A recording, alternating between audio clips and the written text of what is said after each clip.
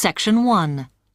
You will hear a science student inquiring about English courses at a university language centre. You now have 30 seconds to read questions 1 to 7.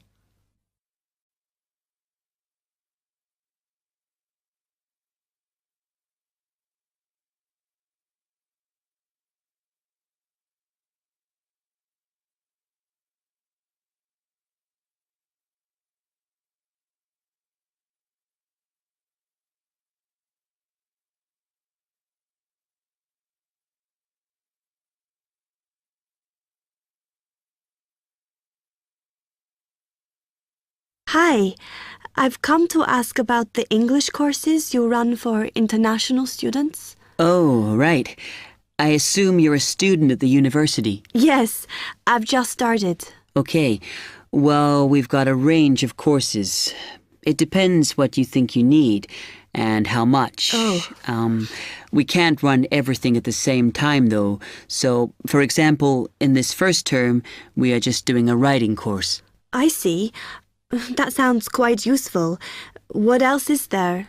Some of the courses only run for single terms, and we tend to focus on what students have difficulty with.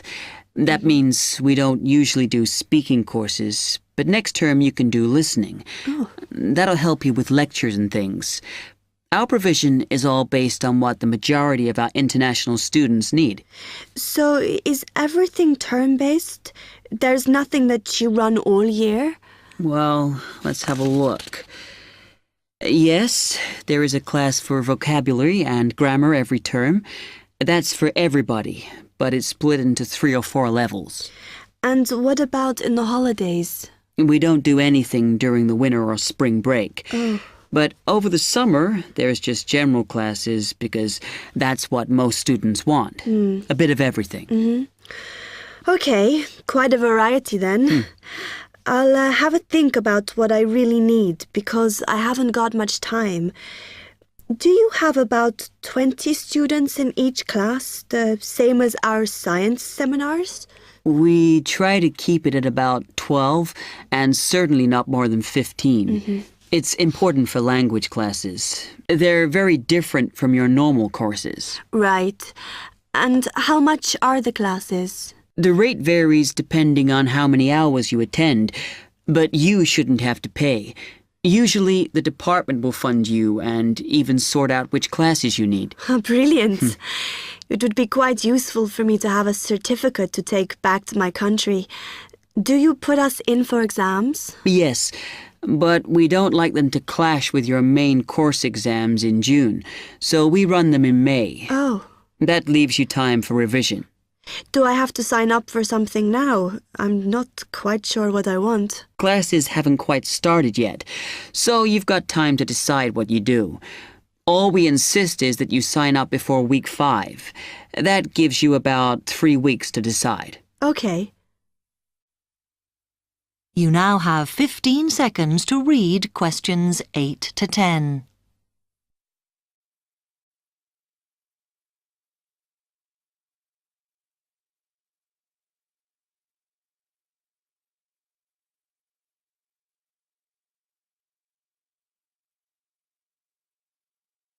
Then, when you've made up your mind, you need to come back here to the administration office to enroll. What do I need to bring with me when I enroll? My identity card, I guess. Yes, or your passport.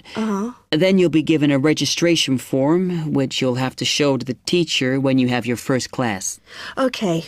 And should I ask my tutor about which classes I should do then? Yes.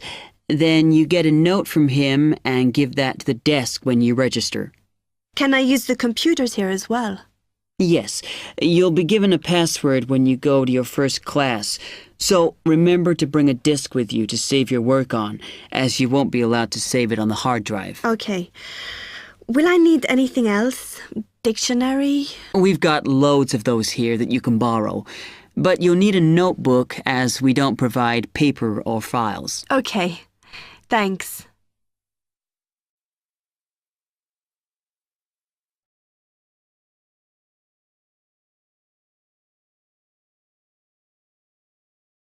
Test 3, Section 2. You will hear a man giving some information about transport in London. You now have 30 seconds to read questions 11 to 15.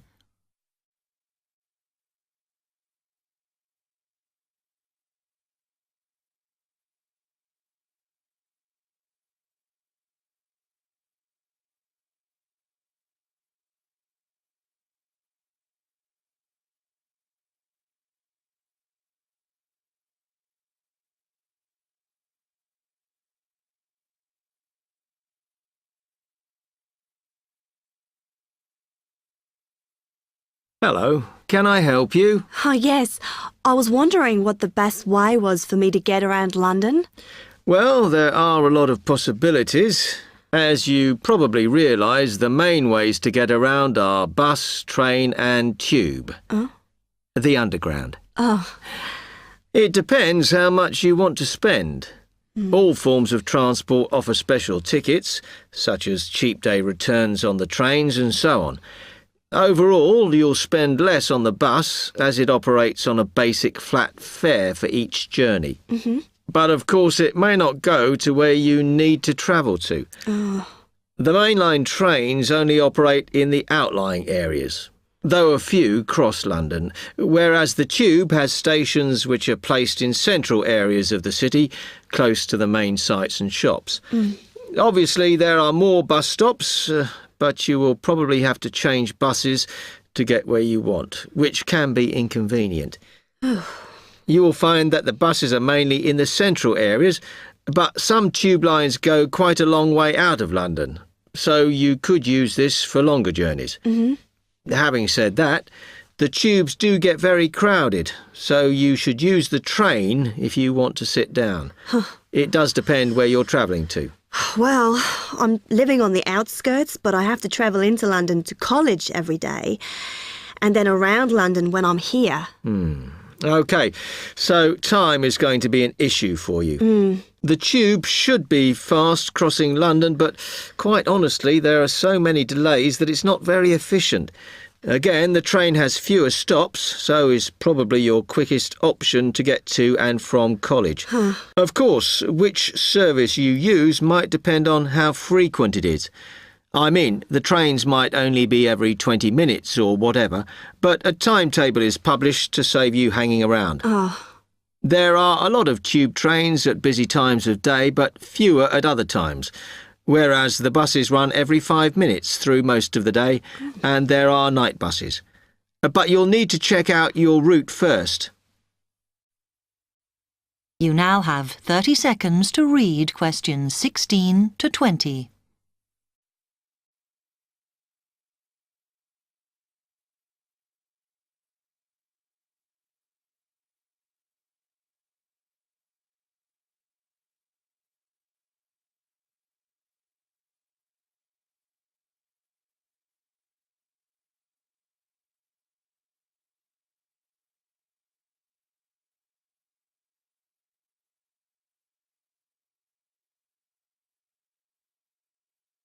OK, thanks.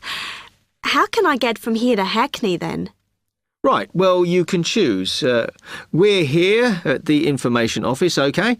Now, next to us, on the corner of the High Street and Sweet Street, is the bus stop, opposite the bank. The bus goes all the way to Hackney, but it is a very indirect route, so it could take ages. If you want to take the train, walk down the High Street towards the city.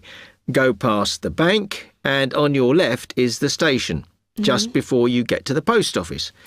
There's a mainline service to Hackney Wick, so if you need to get into the centre of Hackney, you may need to pick up a bus when you get there.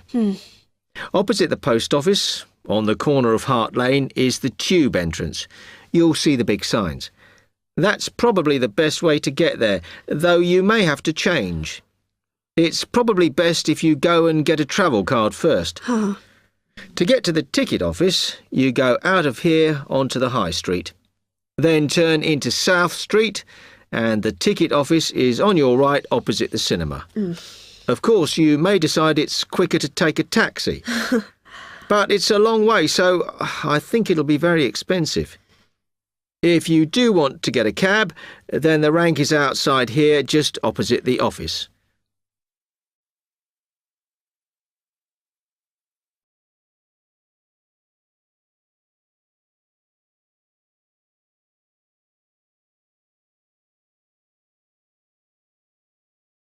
Test 3, Section 3. You will hear two medical students, Caitlin and Hideki, discussing options for courses. You now have 15 seconds to read questions 21 to 23.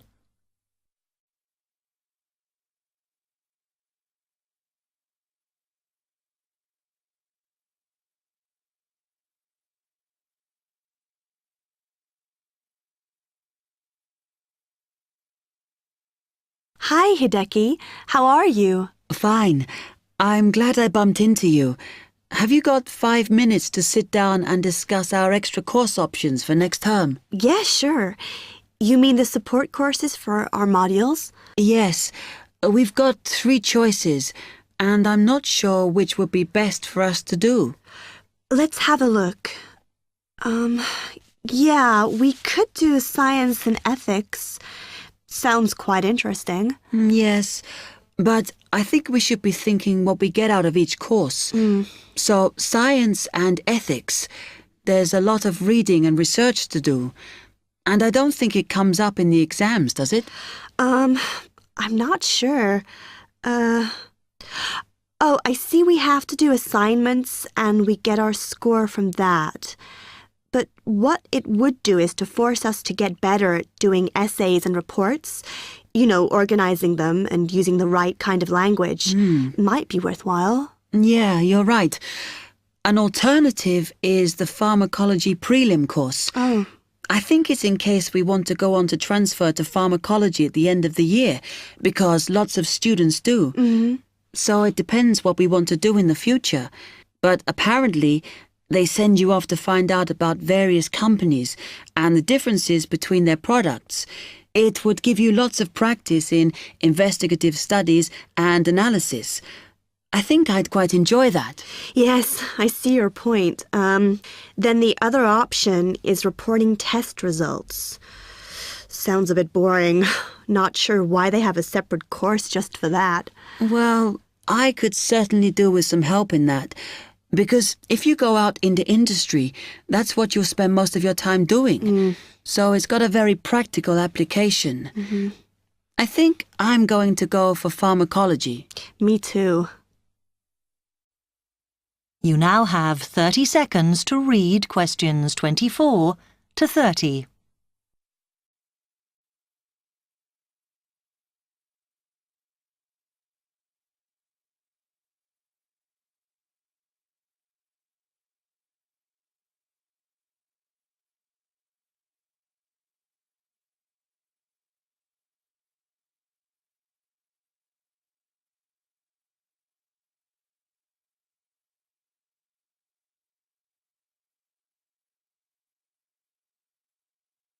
So let's have a look at it in more detail. Oh, goodness. If we do pharmacology, then we have to do a supplementary maths course. Oh no, that's not fair. Mind you, I think I need it. Does that mean we have twice as many lectures? No, this maths is only a short course. The chemistry department are responsible and they do it in the 3rd term. So we've got all next term to settle into the pharmacology bit. I find the tutor makes a real difference. Some of them make chemistry so easy, and some of them I can't understand at all. Like that one we had from Oxford University. Mind you, the one on this course should make sense because he's a lecturer who's coming in for a few weeks from industry. So at least it'll be linked to the real world. Yeah. The project we have to do on this pharmacology course is huge, and it doesn't give us much time. We have to make a decision about what we want to do on the project as soon as we start in January, and then hand in our plans before the end of the month. Doesn't give us much time to sort out what's possible or not.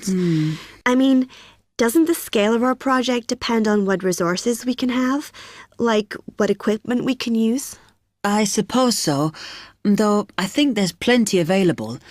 For example, it says that if we need to do any experiments, then we can use all the equipment in the new lab, as long as we book it. Oh, okay.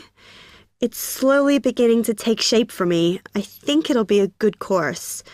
I'm just worried that I get enough support to do it. I think you'll be okay. And the tutors are always available if you get stuck.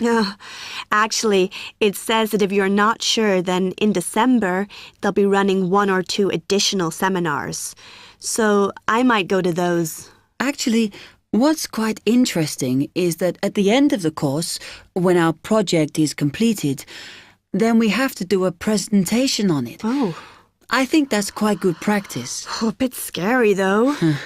Well, it shouldn't be too bad, as they say that we can do it in pairs. Spread the load, as it were. Good. I have done presentations before, but I'm always very nervous. And is the presentation what we're assessed on, then? Let me look. It says that we have an interview and we get a mark for the whole course depending on how well we do in that. Oh, right. Okay, so Test 3, Section 4. You will hear part of a lecture on cities of the future. You now have 30 seconds to read questions 31 to 37.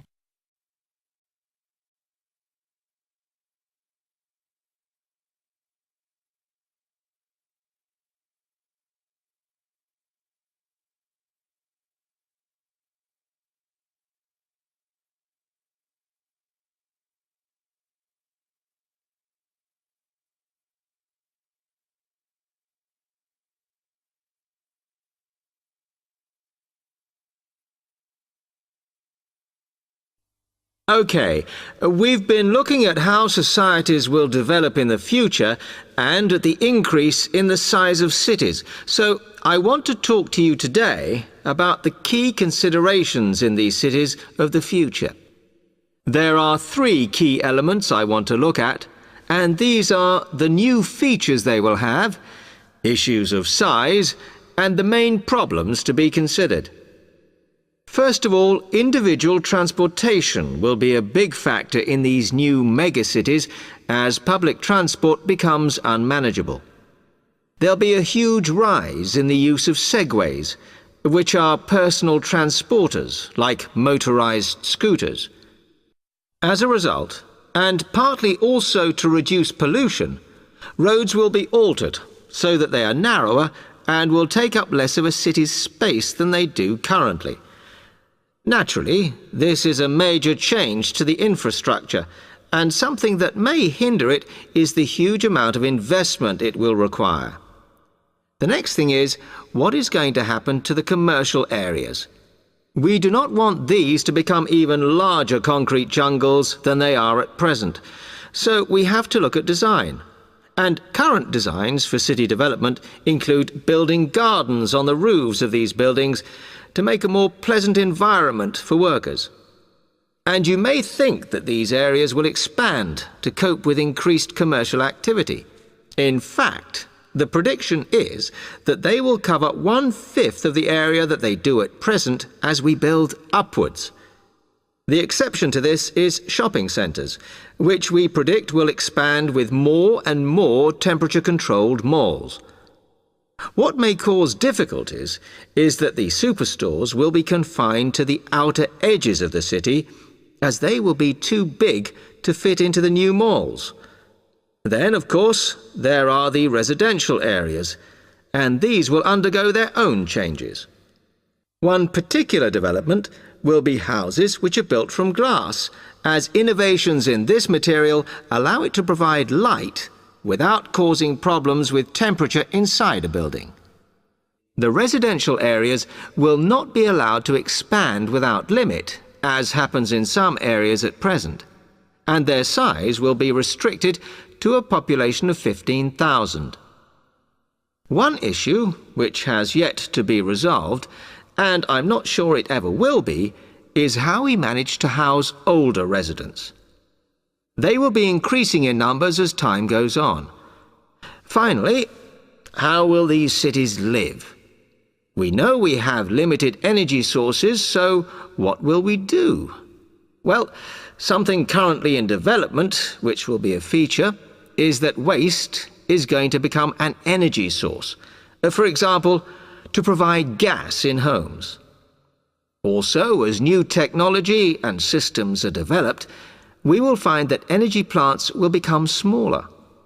Another energy source we could use, but one which raises issues of having enough space and too much noise, is wind farms. Because of the problems, I'm not convinced these will be the grand solution to our energy problems that we thought they were going to be. You now have 15 seconds to read questions 38 to 40.